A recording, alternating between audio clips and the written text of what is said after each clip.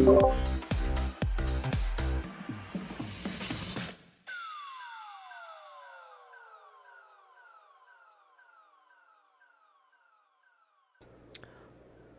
right, Icey family, how we doing tonight? I am your host, Ray Ron. Welcome back to episode 3 of the Icey Lair podcast. Probably going to be a short one. Really not too much to talk about, but there are some things that I want to kind of rehash a little bit, considering some of the events that happened in our entertainment this week. So kind of going solo on this one. I've got the Discord link in the chat if you guys want to come join us. Again, you'll have to read the rules, obviously, and you'll have to hit the little like button on the rules section, so that way you can become a Icey fan rank, so that way you can come join us in the Icey Lair podcast. So you'll pop up on the general voice and I can drag you into the podcast. We do that just because of security reasons. So welcome everyone. Let's go ahead and dump right into it. So 2 things kind of big happened this week. I made one video on one of them, and the other one I kind of just let the other YouTubers kind of hash it out a little bit. But we did have another Marvel movie that just dropped. So that is our wonderful Eternals. So this says it all right here of what's going on in our entertainment. So the critics, quote unquote, modern day critics, I guess I'll term it that way, have so far given it a 48%. Now, the audience score has given it an 84%. This has actually dropped a little bit, so I think it was at 86. Now, let's rewind time a little bit, and let's think about another movie that had the audience score boosted this high and locked at this sort of number for a very long time. I'll give you a minute to think. If you thought it was Star Wars, The Last Jedi... Oh, no, it was The Rise of Skywalker, excuse me. The Rise of Skywalker... Yes. So we're starting to see the same shenanigans as we saw in The Rise of Skywalker when it came to the shenanigans that's going on with Rotten Tomatoes. So I 100% don't care at all about this website. When it comes to reviews, when it comes to a site like this, there's a little thing called integrity that goes a long way. Now, when you lose that integrity, your site's not going to gain traction because you just won't have the respect that the viewers want to go to for information. So when you start bolstering and trying to buy reviews, essentially, that integrity of the site, the integrity of this number goes out the window. And that's why I can't care about Rotten Tomatoes anymore. If anything, it's a comedic site, or it's a comedy site for me. So I just laugh at this. Let's take a look at the reviews here. So it's at 48%. All right, so we've got CBC News, which I haven't heard much about them. But like Galactus gobbling a planet, Zhao's unique filmmaking style has been surprised. Subsumed by the mighty Marvel Maw. Okay. With 10 superheroes to introduce and a millennia of backstories to plow through, this 157-minute slog requires superhuman levels of endurance. Ooh. The MCU reaches a theatrical low point with the Eternals, an odd team-up adventure that teases a franchise the future of which might be better suited for Disney's streaming service. Ouch. Let's see what we got here. A beautiful entry in the MCU. Okay, 8 out of 10. Original score D. This is just nuts. I wish somebody would give a map to exit the Marvel Universe at some point. Oh, that's great. I felt like I was lost in a made-up world and not particularly care about. And that's the thing. I haven't heard anything about Eternals until the trailer came out that they announced Marvel Phase 4. It's like, what the heck is the Eternals? I had to Google that essentially like everyone else does, and to figure out what in the world is the Eternals all about. And apparently, they obviously come from the comics, but it comes from a comic book line that really wasn't successful, to say the least. So, what are we getting into? At a glance, the pace of 2 hours and 37 the movie occasionally feels eternal, and it sags under the weight. Ouch. And that's another thing about this too. 2 hours and 37 minutes. This is another reason why I struggle to watch movies, because movies have been slowly getting longer and longer and longer in the watch time, and it just gets to a point that when you pay to lose 2 hours and 37 minutes of your life, is it worth it? Is that worth your time to go see it? And this is why I wait until I get normal viewers, people like myself and you guys, to actually see the feedback from, like, on Twitter, from YouTube, look at the reviewers, and see if it's worthwhile. Because 2 hours and 37 minutes, man, I can do so much with that time that I would actually care about and be productive in doing that. It's crazy. I certainly can't get emotional invested anymore. It's just a series of special effects interspread with a bit of humor. And that's the other thing too, is like sometimes we are getting way too over reliant on CGI. It's like, just give me a good story for once. Give me characters that I can escape with, and the typical hero's journey. The entire movie felt like an overlong parody. Oof. Externals wobbles under expository burden that operates like tow ropes on a fractured narrative. Oof. Yeah, so very interesting to see, nevertheless. Let's take a look at some of these audience scores. So there's 2,500 plus verified ratings. And see, in the past, when we have so much negative ratings for a particular movie or show, they always say, oh, it's always because of the bots. Oh, it's all because of all these hacker accounts. It's all of these shills coming in, and, alt-right people coming in to review bomb the reviews on these type of sites. I would argue that also goes the opposite direction as well. Let's see. My daughters and I loved it. This movie, it had some funny moments as well as emotional. So here's the other thing. How old were those daughters? Because I heard that there is like the first sex scene in Marvel. Like, do you really want to take your kids to see that? I don't know. Again, it's not my place to say, but interesting. Some food for thought. Good movie. Could have been a tad bit action, and my favorite actresses could have had bigger roles. Favorite actresses? Like who? Who's your favorite actresses out of this lineup? I don't know about you guys, but there's, besides Angelina Jolie and the other guy that's from Game of Thrones, I don't know any of the other actors in this movie. Maybe that's just bias because I just don't follow all these actors tooth and nail. But I don't know.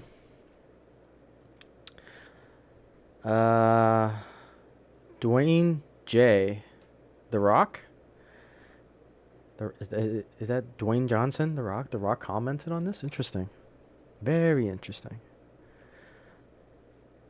Verified account. The love scene was a little longer than needed. The characters were good, although no explanation for why they had different accents. A decent start. 4 stars. Okay, sure. Okay. 2 stars. It felt random. I love some of the characters. They have some really cool abilities, like DC abilities. However, outside of that, it really felt lost to me as where it was headed. I don't know. Wouldn't watch again. Out of all the movies, made it the worst on my list of all time for Marvel. Man, I can't read tonight. I had a long day. Worse than Captain Marvel. Yeah, I'm really happy. I'm probably gonna end up skipping this one too, because I watched Infinity War. I skipped out on Marvel because The reason why I skipped out on Marvel is because I got tired of the backstories a little bit. It's like I understand that Captain Marvel was a backstory, but it's like I wanted the next chapter at that point was Endgame. So I waited. Just it's like I'm just going to Endgame, and I'm glad I did. Total fun superhero movie with a real storyline. Define real. Real storyline. Last I checked, this was a superhero movie. What's so real about that? How you define real? Real storyline. Did he mean really diverse like they wanted to? They want really to send a narrative message that everyone can be a superhero? Real storyline. Love this group of actors. Real storyline. Worst Marvel movie. Story makes no sense. Does not tie into the Marvel universe. Not funny. Action scenes are lacking. First movie I've ever walked out on. Oof. That seems like a genuine comment right there. Half a star. I mean, I would walk out too if I paid for a 2.5 hour movie, only to just get like lecture 2 and the graphics were bad and so forth. I mean, that's just why I wait. I wait for the reviews to come out. And what I mean by reviews is those that reviews I see on YouTube by the people that I feel as if they were like me. Characters were great. Got to see what each one of them can do. Felt new and refreshing. Go see it. No, thank you. A very different MCU cinema entry for sure. Not bad, but cannot wait to see how it plays out for the grand scheme of Marvel phases 4 and 5. Love the Blade teaser too. So yeah, sorry, that is kind of a spoiler. So at the end, they teased Blade. And I think it was like Black Knight or something like that, which is like, who's Black Knight? Besides, I'm thinking of the Batman, but... my issue with Blade is that it's going to be PG-13, I think. Let me just double check that. Disney Blade PG-13. I can't seem to find it, but last I checked, the newest Blade is going to be PG-13, which makes no freaking sense to me. That needs to be a rated R. Give us a superhero movie that's in rated R. You saw how much money Deadpool made. Like, do you want to print cash, Disney? Do you want cash? Do you want my money? It's just going to be so disappointing.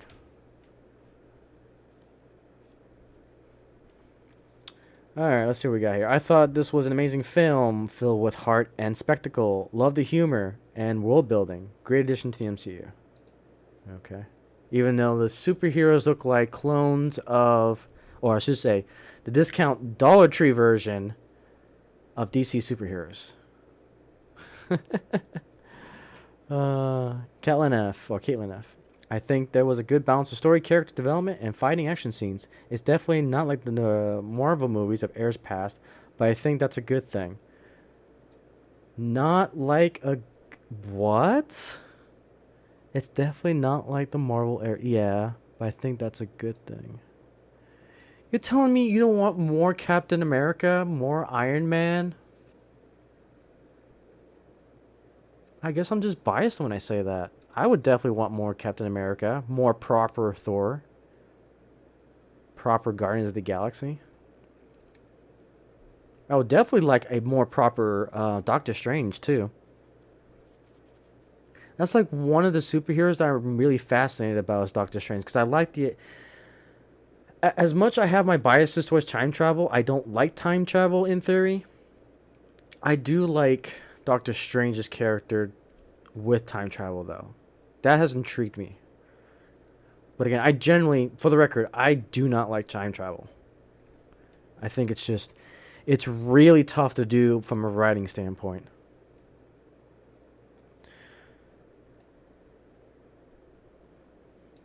But I think that's a good thing. So you want more... Oh, man, you want more of this stuff? Okay. Good quality job with everything, okay. That was a good movie, opulent, and a good story. Okay. My dumb brain doesn't know what opulent means. So what the heck does that mean? Hang on. People using big words that I'm too dumb. Okay, so opulent means rich and luxurious or lavish. Wealthy. Wealthy, luxurious, and a good story. I don't think that describes this movie by any stretch of the imagination. I think it's ushering us into a more exciting Marvel-verse movies. Not if it's 2.5 hours. No thank you. No thank you. Slow story and characters don't pull you in. Then why rate it 4.5 stars when it was a slow story and characters don't pull you in? I mean, again, this is all subjective, trying to quantify something that's subjective with the rating system, which is a whole nother debate for another day. 3.5 stars out of this is 3.5 stars out of 4, 5. I can't count. I would think that would be more of a 3-2, but that's just me. Enjoy a lot, no complaints on my end. Okay. The story's interesting. The feel of the film is fresh and different from the all previous MCU movies. Decent action, good humor, and a very grand scale. Strange. Grand, very grand scale. I thought Thanos and the previous movies had a grand scale. How can one movie achieve that? Terrible, probably the worst Marvel movie. There was no plot, no romance, than the actual action. Desperate for actors, it focused so much on its wokeness. There we go. And just confusing overall. However, the special effects were cool. Other than that, everything else was lacking, including humor. See, and that's a proper comment at 0.5 star. But you can see this is definitely proper ratioing. For every 0.5 star, you have like several full stars. Interesting. Interesting how that works. It's more serious than other MCU films and spreads more attention on emotional elements, but the story arc is nicely unexpected and satisfyingly concluded. What action there is amazing and visceral. Okay, all these big boy, big girl words here. Gotta keep the freaking dictionary open. Visceral. Relating to deep inward feelings rather than to the intellect. Man, I am dumb. Okay. Relating to deep inward feelings rather than to the intellect. Okay. So they must have really deep feelings about this movie. I'm going to see the theater. I'm going to see it in theater again later this week. Man, you don't value your time or money, do you? Okay. Well, good on you. Can't tell you what you can and cannot do. I wasn't sure what to expect, but had some reservations about hearing critic reviews were low. Then I remember going to a movie once that had a section reserved for critics, and it ended up being a full row of 80-year-olds. Go at this movie. It's great fun, and visuals are awesome. Oh, I wish I can confirm that this is a Disney bot. Again, I can't confirm or deny that this person is a bot or not, but full row of 80-year-olds. Wow. Wow, that's great. This is great. Freaking Clown World. I absolutely love the way the characters were developed and the story was told through the different points in time. It really made the characters feel like they were immortal rather than telling us they were.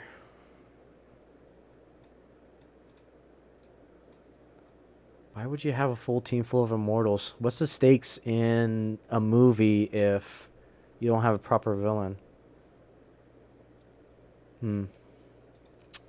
Very interesting. Hey, There's an account called Google here. Oh my goodness, what in the world is going on? See, and this is the thing about it is that those websites that are really popular, really advanced in their designs, most of the time you can't take screen names like this. Usually there's a system in place where, obviously it'll filter out like bad words. Obviously you can't have like Hitler or anything like that in the names, and they say, please use a different name. And usually trademarked companies are like that unless it's the actual company themselves. That's hilarious. I liked the movie, but it was a bit long and had a hard time following the plot. 4 out of 5 stars. Again, I know it's subjective, but does this feel like it's worth 4 stars? Is it? Is it? Yvonne O. Yvonne, what? Okay, that's a name. The first hour was dragged out. There should have been more action.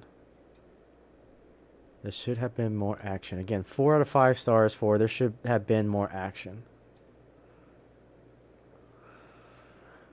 Oh, man. Okay. Okay. Scott K. The film has a different vibe from previous Marvel films.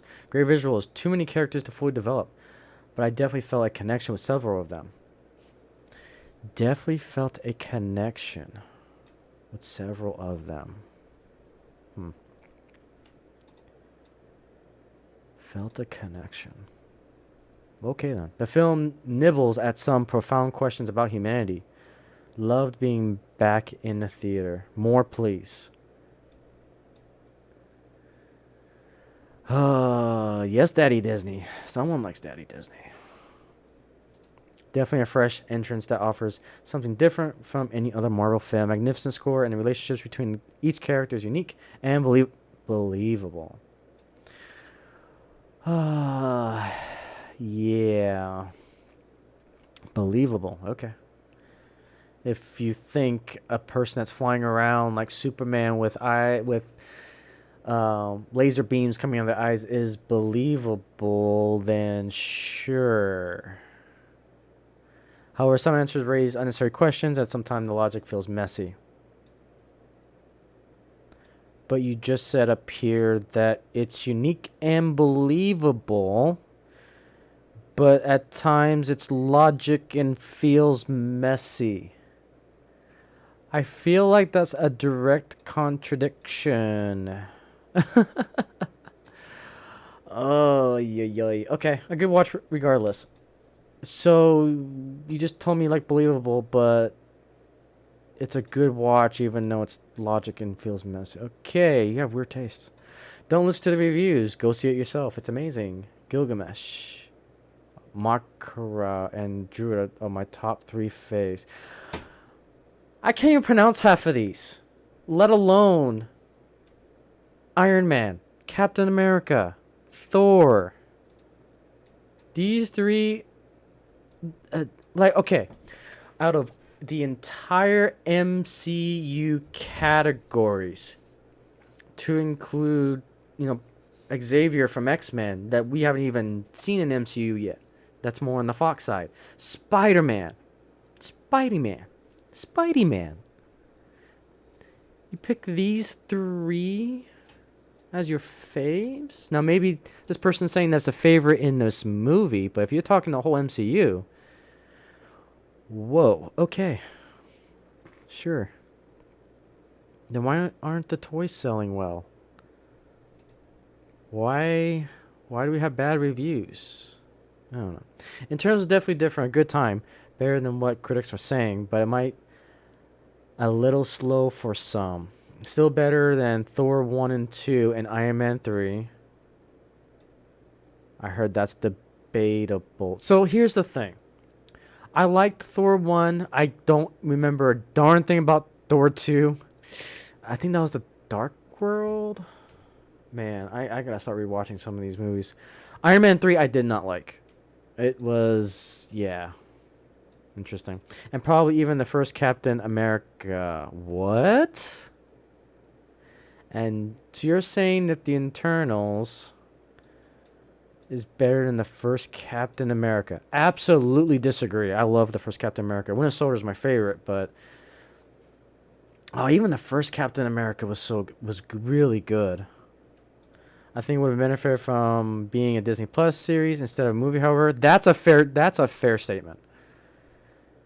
That's a fair, especially at 2.5 hours. Especially if you want to build, because from my understanding, from all the reviews that I have watched so far, it tries to introduce new characters too quickly, and that's why you've got such a 2.5 hour breath to try to, cram it in a movie for all these new characters.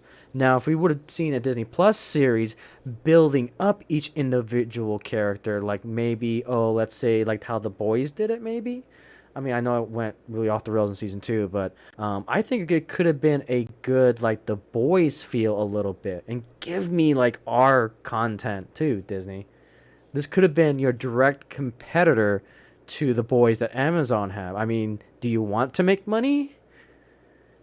I don't know. With how things have progressed, as well as the ending. That said, the Speedster showcase they gave Mockery is the best out of the superhero flicks. Okay. But there was some fair statements there. Better than RT scores. Better than Rotten Tomatoes scores. All these names, they're great. Let's see. I want to love this movie. There are so many elements that absolutely blew me away, and I was in love. But it should have been a show or more movies. It feels rushed. It fails because there's too many WTF and plot hole moments, and you barely care about the characters and the relationship. It felt produced by Warner Brothers rather than Marvel. If the end critics scene is the best part of the film, that's bad. I want more Internals content. I just want them done right, or in other words, good. Okay, so this goes back to, this is the problem. I've been watching way too many. There's a podcast called Every Frame of Pause, and it's kind of enlightened me on determining how you define the word good. Because it's subjective. It from my opinion, it's 100% subjective to how you categorize good. So here, this person is correlating. I wanted them done right. In other words, good. So that's two different things. You've got right, which, how do we define that? Are you talking about right in the comic books? Is that where we're comparing?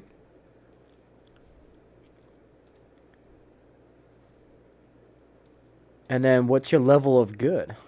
I mean, you gave it 3 out of 5 stars. So let's just say, for the sake of argument, that 3 is a good score or a moderate score. So you wanted good, but you gave it 3 out of 5 stars. So you're kind of saying that it was good. Again, it's all subjective. Weird. You would think that it would be more of a 2 out of 5, or maybe 1.5. That's how I would define as, if it's not good, then it's not going to be 3 out of 5 stars, because 3 is telling me that's above average. Which, again, are we defining that as good? Nitpicky, maybe. But, yeah, it's interesting. Ethan, 4 out of 5 stars. Enjoyable. All I ask from a movie is that it entertains me. I don't need it to win any awards. I just want it to be entertained. This movie will not be winning any awards, but I was entertained. Okay? If you look for plot holes or any other problems, then you'll have no trouble finding them. If that bothers you, then this MCU movie isn't for you. It seems like this movie was meant to be longer, and for some things were cut out. Goes back to the debate that should have been a Disney Plus show. Yeah, I'm definitely agreeing with that a little bit more. It seems like the movie was meant to be a longer, some things were cut out. That's my explanation on the plot holes. Anyway, again, plot holes. Yeah, in accordance to what? The comic books? What things were left out? What things were left in? Yeah, and anyway, if you want to stay up to date on what's going on in the MCU and you want to be entertained, then get your butt to the theater. 2 post-credit scenes, by the way. I love the fact that we're always into that rhythm of, okay, what's going to be the next best thing? Well, not necessarily the best thing. What's going to be the next movie? What's going to be the next movie? And then the next movie is here, and then it's like, well, okay. Expectations went low.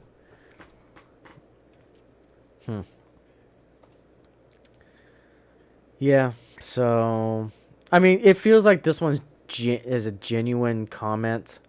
The guy was honest. He just wants to be entertained, and he said he got entertained. So okay. Marvel morphed the art form that is movie making into a fast food formula. Yeah, that sounds about right. That sounds about right. And that's the thing too. Is like between money, because I'm in a very expensive state, aka California, and with tax being 8.75%. You know, movies is definitely a big luxury because I've got other things to spend my money on, and that's why I wait for reviews, because I want, I want to be entertained, but I want to have a good story. I want to fall in love with the characters. And it's like I look at these trailers, I look at the posters, and it's like I don't know anything about the Internals. Is that bad on me for not reading the comics? Well, maybe, but I'm not into the comics, so I don't know. There's always a debate there. Spencer Gold. The movie definitely felt like a long movie. However, it never lost my attention for any great lengths of time. Damn, you must have stamina of a god. I was always engaged of some level with the film. I enjoyed the comic relief of Kingo and his valet. I liked all the main characters. I would recommend watching this if you're a Marvel fan or just have a few hours to kill. Okay, I feel like this movie could have been cut down closer to 2 hours and not have lost any significant content, effect, or the viewer. Even though you just said right here that if you have a few hours to kill. Okay, 2 hours and not have lost any significant content, effect on the overall. It was an enjoyable film and worth the watch, even if it was a little drawn out. So, okay, so this movie felt like a long movie. However, it never lost my attention for any great length of time. But you say down here that it feels like this movie could have been cut down 2 hours. Isn't that a contradiction a bit?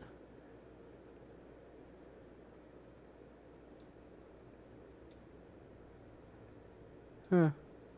Because, I mean, that's just telling me, I mean, maybe I'm reading too much in between the lines here, but it just felt like to me that it felt like you got bored a little bit. Because wouldn't this recommendation wouldn't ever come if you loved the great length of the time up here? I don't know. It feels interesting. Huh. I don't know. Too much information. List track a movie. Several people fell asleep and were snoring. Oh, that's great. Well done. Still, 3 out of 5 stars. You would think that would be 2, but again, that's subjective into a qualitative form. It was a good movie, but it added so many more characters. Is that a good thing? No? I guess. Best movie since Endgame. That's a bunch of bullshit.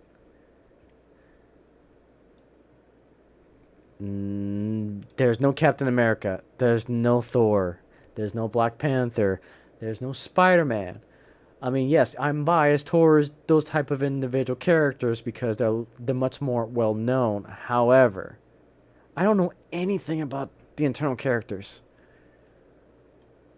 Yeah, don't agree with that. Just don't. Probably my least favorite Marvel movie ever. I actually fell asleep during the first half. I found it very slow and will not go again. So why rate it 3 out of 5 stars? Because that's over moderate. Why rate it 3 out of 5? This feels like a 1.5 too. I may be going crazy. There may be some sort of scale that I'm missing here, but this comment feels like it's supposed to be a 2 or 1. I don't know. A great change of pace for Marvel. To see love and action done well on the big screen is awe-inspiring. This film has all gravitas, history, jokes, and a proper story. They mean gravitas. Is this supposed to be gravity? Yeah. Is this a misspelling that I'm just not seeing? Hang on, let's do a quick fact check on this one. Oh, okay. Again, these big words. Dignity, seriousness, solemnity of manner, opposed to which he has expertise and gravitas. Okay, big words. Cool. That movie was thumbs down. See? And a half a star. That one's more believable. Okay, my kids were with me and I disliked the homosexuality and nudity in the sex scenes. I was surprised as I was expecting the safeness of an Avengers type movie. See, and that's the thing is that if you weren't paying attention to what was going on and some of the, I don't want to say it was leaks because I'm not sure if it was leaks or not, but it wasn't advertised that, oh, there's a sex scene in there. And it's like, being PG, I think, what's the rating on this actually? What's the rating on this? Is PG-13 or PG? That's got me curious. Let's see. This is internals. Internals. What is... Okay, it's PG-13. So PG-13 as defined. So let's see here. I want to know... So it's PG-13. So what do they find PG-13 as? Okay, so good old Wikipedia. So PG-13 is a common type of content rating that applies to media and entertainment, such as films, TV, generally denoting parental guidance. Some material may be inappropriate for children under 13. Countries and organizations that use the rating include yada, yada, yada. Yeah, it doesn't say... Is it like an exact definition? Monster Cinema. Oh yeah, MP. Okay. Okay, so the rating system. I will bring this over here. Okay, so this is the MPAA. So PG-13. Parents strongly caution some material may be inappropriate for children under 13. PG-13 rating is standard warning by the rating board by parents to determine whether the children under the age of 13 should view a motion picture, as some material may not be suited for them. A PG-13 motion picture may go beyond the PG rating in theme, violence, and, okay, yep, there's nudity, sensually, oh my gosh, I cannot read, sensuality, language, adult activities, or other elements, but does not reach the restricted R category. Okay, so what's the R? The R motion picture include adult themes, adult activity, hard language. Okay. So that is PG-13 for the sake of what we're discussing here. So going into it, again, it's PG-13, and I don't know how much that was advertised. That would have been interesting to see the ratings on the advertisements. I'll now be on notice on Marvel movies that is not appropriate for kids as it once was. Well, I mean, it was PG-13, and that's why I had to double check. So you can't blame Marvel too much because as a parent, you got to know. Well, again, I'm not telling you how to be a parent, but I'm saying if I was a parent, I would definitely be looking at the rating system. PG-13, you got to watch the age difference a little bit. The characters, the storyline were a bit underdeveloped, so it was hard to follow. I don't think underdevelopment is I do that think underdevelopment is because this is the first time introduction of all characters. Okay. 2 out of 5 stars. See, that's a respectable rating in my opinion. Such a boring movie. This movie is radically awesome. Yeah, bro. Horrible movie, has no purpose in MCU. 2 thumbs down. 1 star. See, those are respectable. Again, rating system is subjective. 2 stars, boring. This story has slow and the characters were not likable. This one was rare Marvel movies that was just not fun. So yeah, that gives you kind of the shit show that is the Internals. I have no plans to watch it. It's just diversity casting 101. Checking all the boxes. This feels like a corporate movie, essentially. I'm here for escapism. I'm here for creativity. I'm here for the story. This just screams corporate. Not done by an individual person who is interested in their craft. This is just a corporation that wants to check all the boxes to get it out into the world so they can please everyone. No, by the way, it's not showing in China. Oh, by the way, it's no longer being shown in Middle East. Yeah, you guys failed epically on this one. And when we do the end of the month recap for November, I am interested to see how much this thing tanks. We'll watch this one very closely when we do our State of Ice cast at the end of the month, which I do that the very last Saturday of the month. Kind of a month recap. So yeah, that is the Internals. Not looking for. I don't care for it. I'll eventually watch it through my own necessary means. But not gonna watch it now. Not gonna spend my hard-earned money on escapism that doesn't speak to me, doesn't talk to me. Right now, manga. I'm all about manga.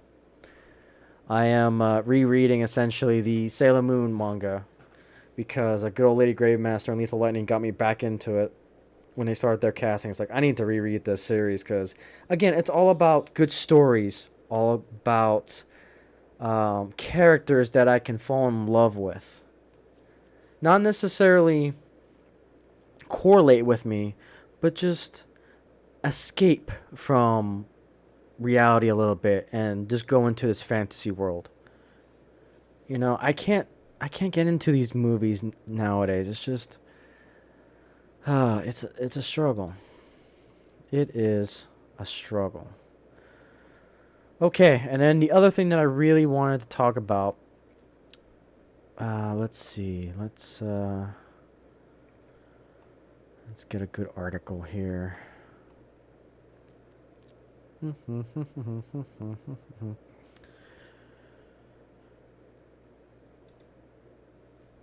I'll just grab a random article here.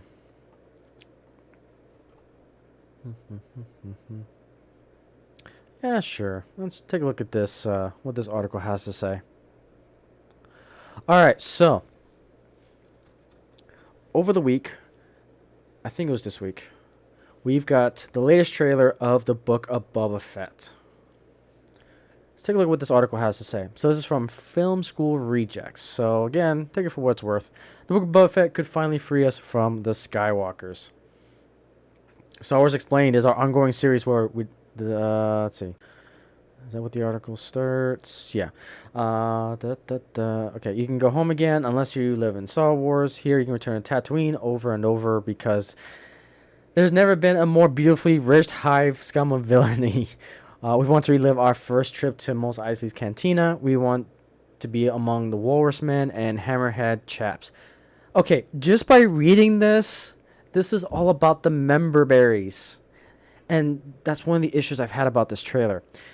It's our cheers, and everyone knows our name. And if they don't, they certainly know the name of the galaxy's most fearsome bounty hunter. Well, it's also IG-88. It's also a new Mandalorian that we got. Dash Rendar. Yeah, okay. Anyways, Tyberjan. Yeah. Anyways, The Mandalorian's second season and credits offer an epic promise: the Book of Boba Fett. With our favorite clone that, favorite clone that is sitting on the throne that once belonged to Jabba the Hutt. Why we have such a thing was initially unclear, but the week we got the first trailer, our understanding of Fett's plans comes to focus, which I also have another issue with. The gangster will no longer take orders. He's only in the business of giving them now, which again, I don't necessarily agree with. Okay, so a little bit of snippet with Boba Fett. So Here's the thing about Star Wars. I grew up in the age where Dark Horse was in control of Star Wars from the comic side. We had Lucas Arts that was full in control of Star Wars from the gaming perspective. And even from the gaming perspective, I was huge in. From Nintendo days of Shadows of the Empire, that game was incredible when it came out on Nintendo 64. That was by far the most memorable moments of my gaming life. Was playing, just coming home from school, and then Christmas came along. We got the Nintendo 64 for Christmas, with Shadows of the Empire. I think it was one of the released titles for it. And man, I played that game for hours. It was just so memorable. And then you had Rogue Squadron that came out for, I think, for N64, for GameCube. I think they came out on Wii. On the PC side, there were so many. There was a lot of good real-time strategy games that came out for Star Wars. Force Commander, Galactic Battlegrounds, and then the last real good one, Empire. It's Empire at War, I think it was. Yeah, Empire at War. The ground combat was a bit sketch, but the space combat was second to none. A lot of people are modding the crap out of that game just to keep it going. And even to this day, I don't know how old is Empire at War. Let's find out here. Star Wars. Empire at War video game. Oh yeah, and then Forces of Corruption that came out. I was in love with Forces of Corruption. And I'm biased when I say, again, I try to tell you guys when I'm biased when I say these things. Because when Forces of Corruption came out, when I saw the trailer of Tyrazan, I think that was his name. Let me do a quick double check. Yeah, Tyrazan. He gets in control of the Eclipse Superstar Destroyer. If you guys don't know, let me show you guys what this bad boy looks like. To my understanding, in the EU, there was, I think, 3 of these style Superstar Destroyers built. I'll have to go back through the EU to remember. Okay, let's go to Wikipedia. Oh no, Star Wars fandom. Okay, so this was the Eclipse Superstar Destroyer. Basically, this thing. Let's see, can I get a full screen? No, because it's copyright. Let me see if I get better. Okay, so basically, it's a triangle flying in space. So you got a triangle design, and then it got like this little plow on the end here. But the whole purpose of this, and you can kind of see it here, is that it is basically one of the lasers from the Death Star. So the Death Star had like those smaller beams that goes to one focal point that creates one bigger beam to destroy the planets. This one had one of those beams on the Superstar Destroyer. It was not enough to destroy a planet, but it was enough to crack the surface of a planet that'll make it inhabitable, essentially. It was still enough to render the planet useless for thousands upon thousands of years. So that was the Eclipse. And this actually comes from Forces of Corruption. And I just fell in love with the game because of this, that you can control this. And later on, modders came along and made it actually accessible in the sandbox mode. But yeah, there's the Eclipse Superstar Destroyer in its full glory. So, because of that, that is why I fell so much in love with the EU. And then when Disney took it over and tossed it aside, everything went out the window. And same thing with Boba Fett. So Boba Fett here, he was always a bounty hunter. going out killing things, taking jobs. He was a proper bounty hunter.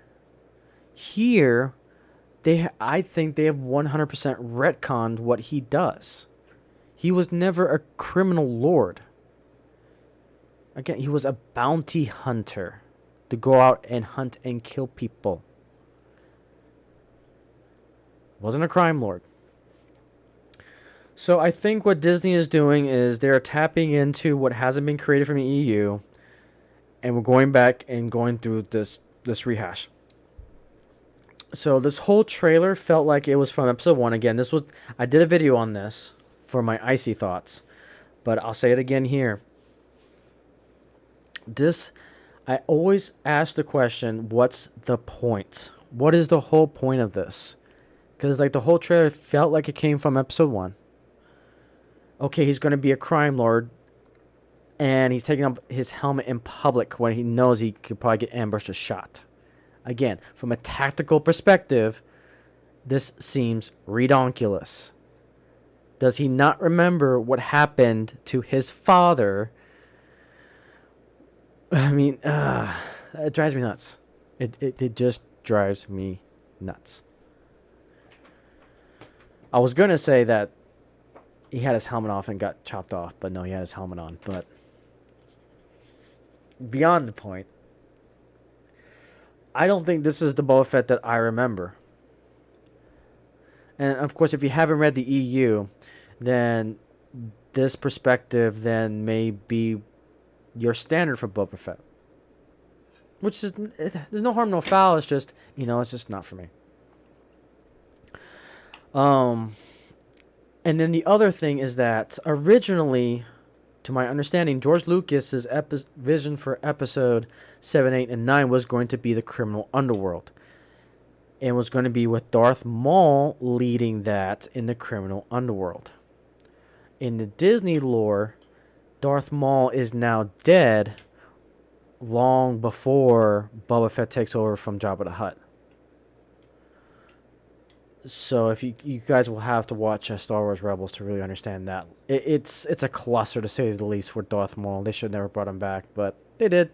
Spoiler alert.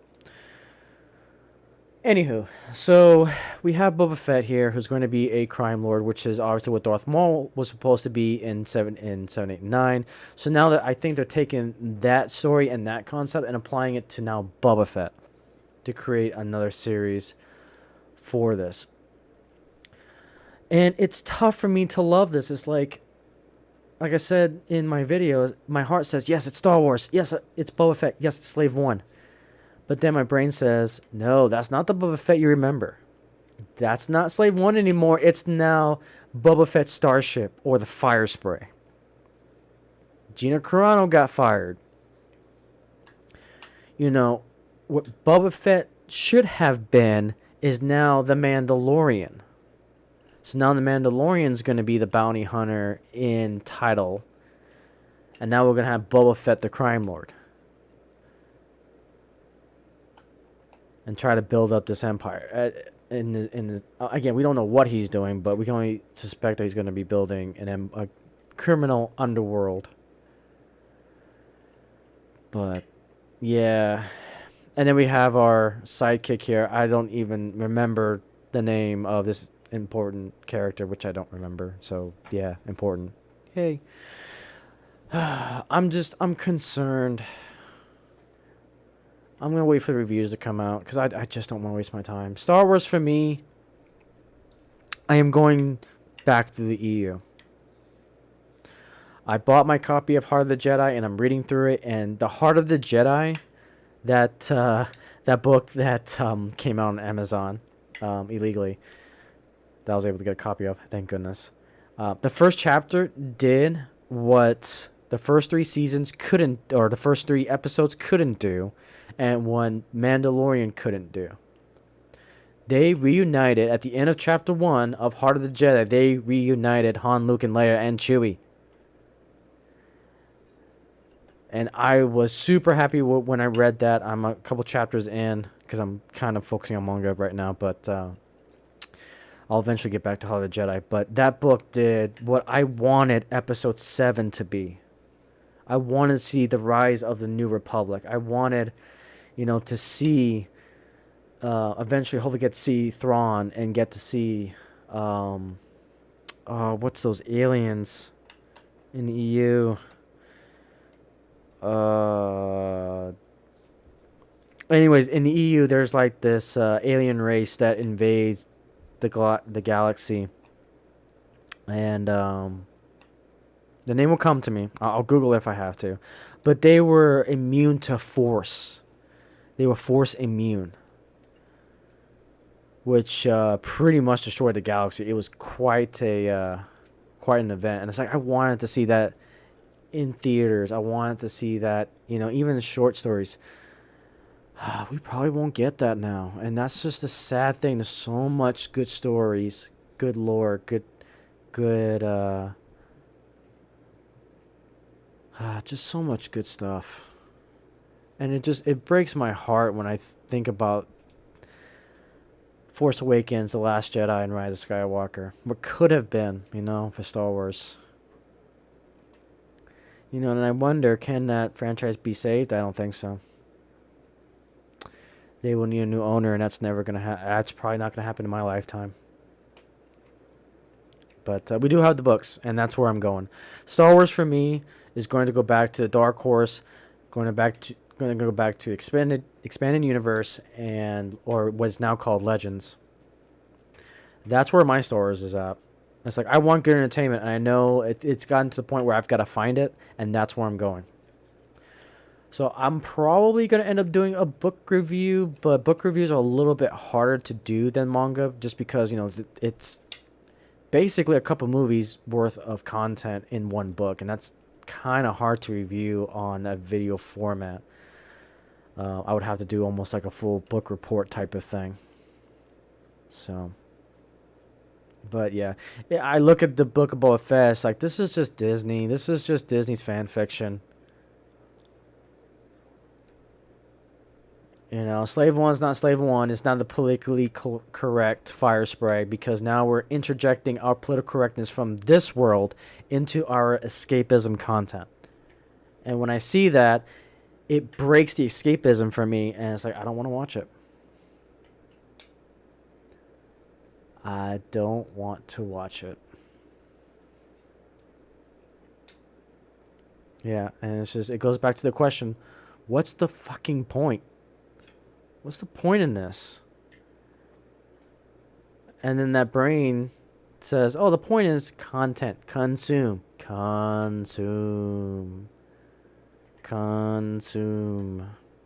We have content.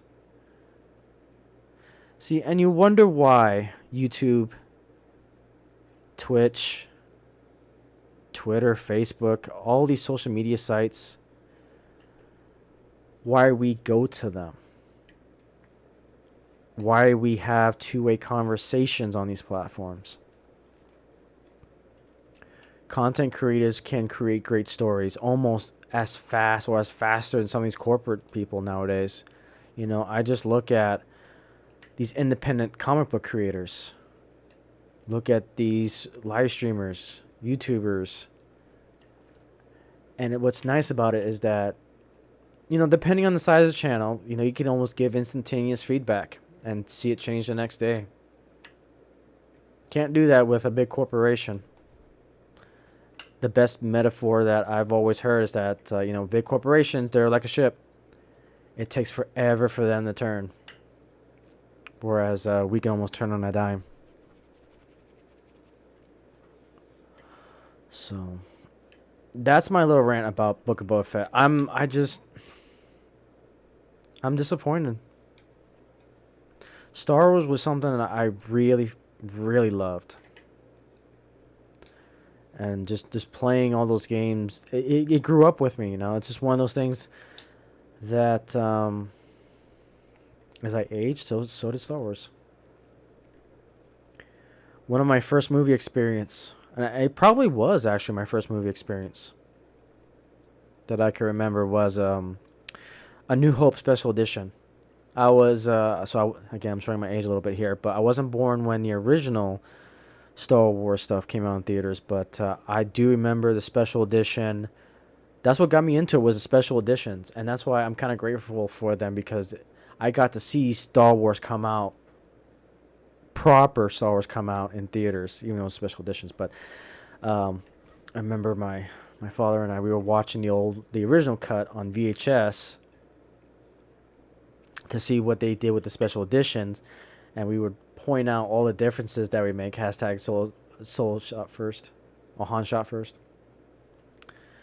But I like the special editions. As cheesy and corny as they were, man, I was so excited to see Jabba on Tatooine on A New Hope. I think that was so cool, seeing him walk around, and the true Boba Fett.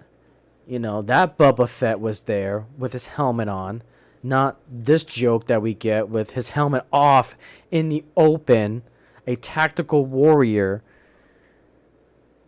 That drives me nuts.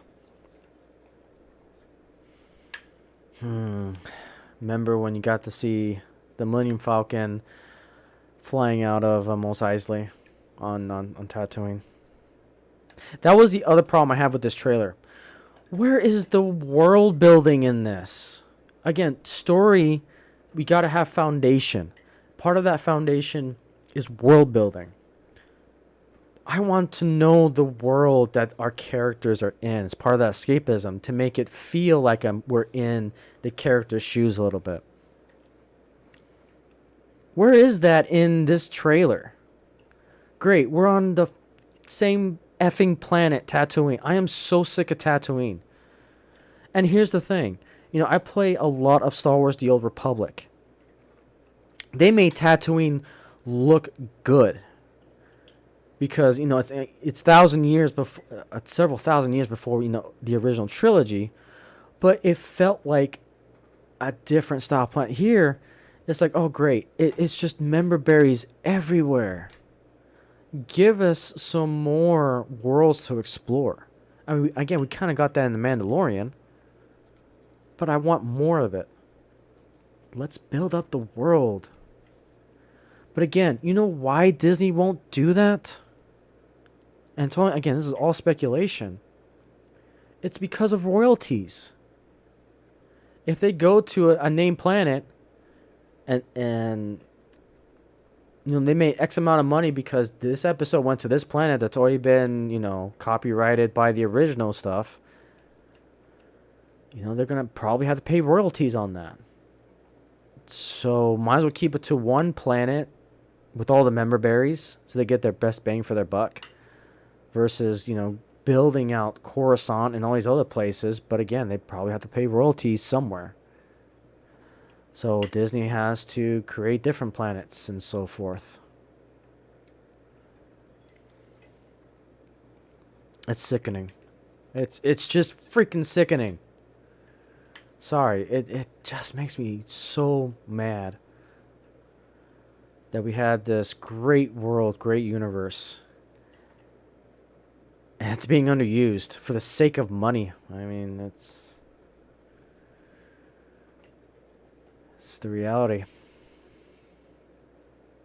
That's why I'm going 100% to EU, because I get that. I got that lore expanding in the Heart of the Jedi. So I only read a couple of chapters into the Heart of the Jedi, and it is just fantastic.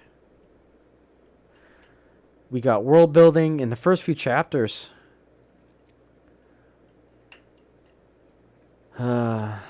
And we got to see some villains. We got to see just... I need to continue reading on that book. Mon Moth. I mean, it's just... frustrating.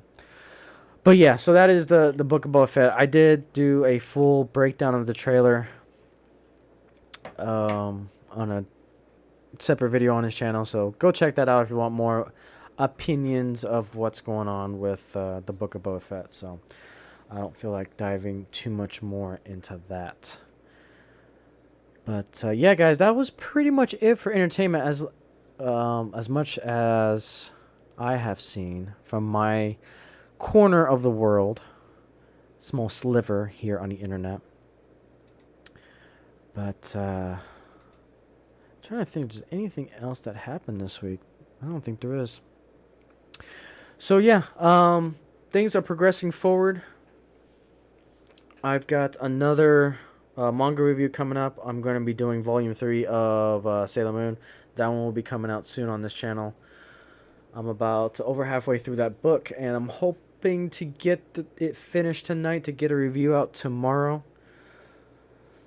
But we'll see. The gaming channel is kind of on hold because I'm still trying to figure out what's a good time to record and upload for that channel. So it's kind of on hiatus a little bit. But we will see. Model Railroad channel is going great. Same with the Endless Collectibles. This Wednesday, we've got the Triple C with the lovely Geeky Crochet with Unlocking Lore. We'll be doing that over on my Endless Collectibles channel. You'll find that on this channel with the links and everything.